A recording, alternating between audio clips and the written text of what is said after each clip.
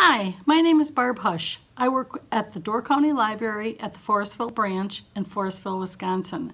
And I'd like to show you today how to make a really cool spring craft with your children or child. And it is tulips. And they might like making these for Mother's Day or for a grandmother or babysitter or just to do something fun. And I have them with all kinds of little doodads on them, and I'll show you more about that later. But let's just see how I put that together. First of all, I just cut out a tulip shape like this, and I glued it on a popsicle stick. And then I took yarn, and I have all kinds of pretty yarn, all different colors like this. And you choose whatever color you want your flower to be. I guess this time I'm going to make this flower orange because I don't think I had an orange one before, so that'll be fun. Let's make an orange one.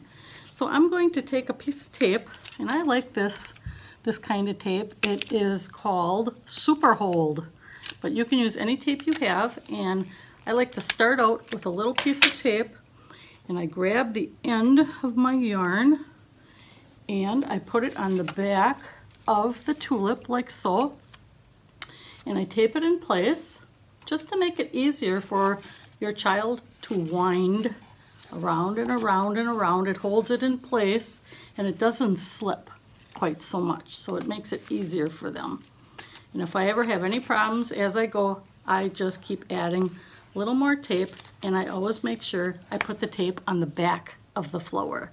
You don't want everyone to see that on the front. So I'm just going to wind some more here.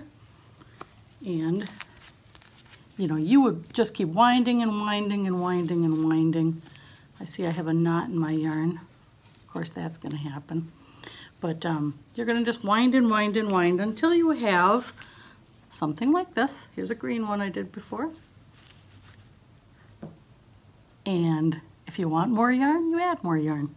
And then you're going to glue on some little springtime doodads that you have. Here we have some little glue-on butterflies and dragonflies, and I cut out some little leaves here to make it look more like a real flower. And this one, this is actually something I had in a cupcake kit. This little guy was a toothpick for a cupcake, and I'm sticking him in there and using him like that.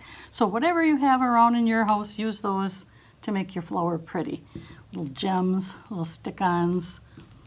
And you'll end up with a cute little bouquet like we have here. And I think that would be really fun for your child to do. So, a springtime floral bouquet of tulips.